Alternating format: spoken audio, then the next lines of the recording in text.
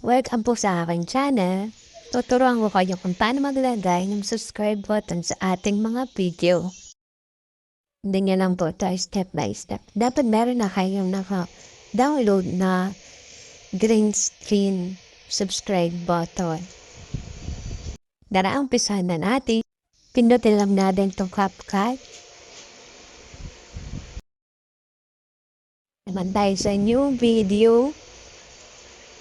Hanap lang po kayo ng video na gusto nyong lagyan ng subscribe button. Halimbawa ako ay eto po titlin. Ayan, so nakapili na ako ng video na gusto ko. Ngayon naman ay maglalagay na tayo ng subscribe button. Dito naman sa pinakababa na pin lang yung overlay at pindutin. I-click naman itong add overlay.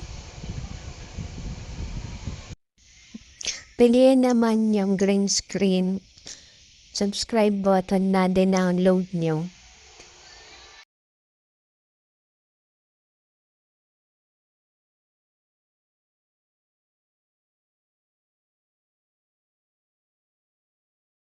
So, ayan na.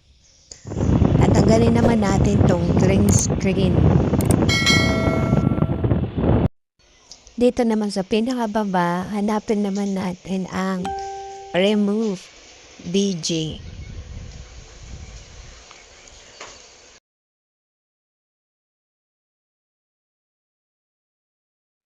Ayan, i-click ko yung data itong remove BG.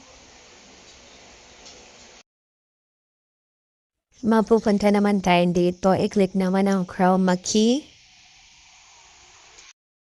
Ginagawa ko naman dito, sinaswipe ko siyang pababa dun sa screen. At ayan na, wala na yung green screen na background niya. Diba? Ganun lang siya madali. Ayan.